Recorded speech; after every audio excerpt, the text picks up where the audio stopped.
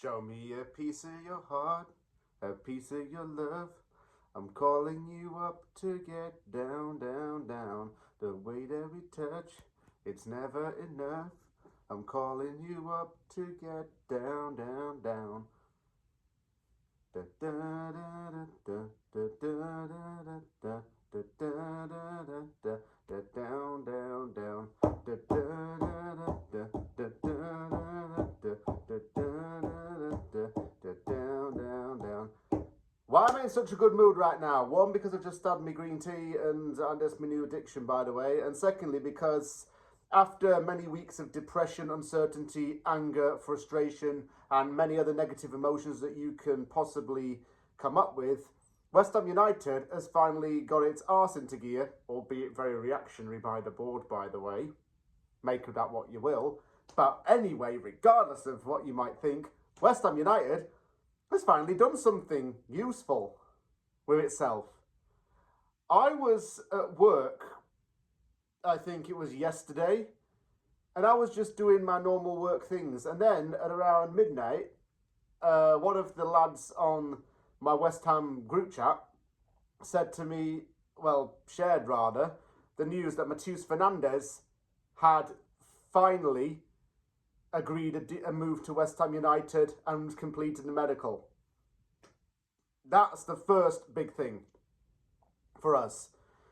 The 21-year-old Portuguese midfielder joins from Southampton on a 5-year deal for a fee of £42 million, becoming West Ham's third most expensive signing of all time behind Lucas Paquetá and Sebastian Haller. It was rumoured that Fernandes actually forced the move to West Ham by refusing to play for Southampton on a game day and instead going behind his old club's back and travelling to London himself. He pushed himself for the move and acted quite unprofessionally in that manner, which I don't condone necessarily, but it meant that we got him, and that's what I wanted. He'd been reported as a target 2 months ago, and finally he came to the club. Everything is signed, sealed. He's going to take the number 18 shirt. What happened to the last midfielder that wore the number 18 shirt? Oh, it was Pablo Fornals, and look how he turned out. Maybe it's a lucky number, just as much as I've got the lucky jersey back on. The reason why I held off on doing this video for a couple of hours is because Matheus Fernandes is not just where things stop. No, no, no. You see, the next bit of business to come through the door was 21-year-old French midfielder Sungotu Magassa, and I hope I said his name correctly. This defensive midfielder is joined from AS Monaco on a 6-year deal. He and Fernandes were both in the same hotel and completed their signings on the same day, with them being announced within a few hours of each other. So it's a double signing to bolster the midfield, an area which we've persistently known to be weak and slow and in need of improvement. And that's finally been done. Graham Potter has got his 2 men that he's really wanted. So, what is it about these players that makes them special? Well, Matheus Fernandes is one of Europe's most promising midfield talents, in my opinion. A highly rated player from Sporting Lisbon's academy. He moved to Southampton for 1 season, and following the Saints' relegation to the Premier League, he had been rumoured to move away from the South Coast. The reason why things seemed a bit uncertain regarding his future is because Southampton boss Will Still had said that Fernandes was happy to stay, but 2 weeks later, this narrative was changed when it was revealed that the player wanted to actually leave and had been kind of kicking off about it.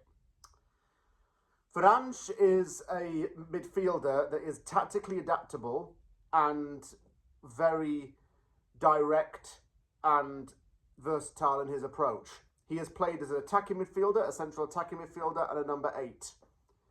He shows great awareness, concentration, defensive traits, as well as some offensive and attacking qualities as well. He's known for his ability to run at opponents and to maintain possession and the flow of the midfield, all while doing so with the attack in mind. He's always willing to put a tackle for his team and good at winning balls back as well. He did quite a lot for Southampton's midfield and was good in that sense. He was an all-rounded midfielder and quite a complete package. Magassa is a little bit of a different style of play. Having formerly started out his career as a centre-back, he's got more defensive strength than he does offensive strength.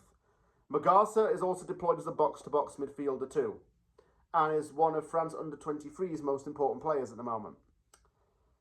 He will be the replacement for Guido Rodriguez, who was expected to leave and go to Spain, despite the fact that he had been playing and starting in games. And also means we're probably going to move another midfielder on as well. I would personally wait to be James Ward-Prowse, but it looks like it could be Thomas Soucek, who is going to be subjected to an improved offer from Everton and the chance to reunite with David Moyes. Selling Soucek is one thing, but selling him to another Premier League club is... that would be bad, really. And I'd miss him, because he's a good bloke. He is a really good bloke. But we want to decrease the age average of that midfield and get in some legs. Matheus Fernandes has legs. Magassa has younger, fitter legs. The next step now for West Ham is to bring in a striker, because Potter's now changed his mind and said that he actually does want one, and get another centre-back in. And not just meaning any old centre-back, not just a ball-playing woke centre-back. We want a proper Brexit geezer at the back who's going to do the dirty work really well. Also, probably another goalkeeper might be on the cards, but we'll see how that goes. Next few days could be quite interesting. There's going to be a lot of rumours and certainly some activity going on from now until Monday night. So let's get it going and let's get this transfer window finally underway. Benvindo, Matheus.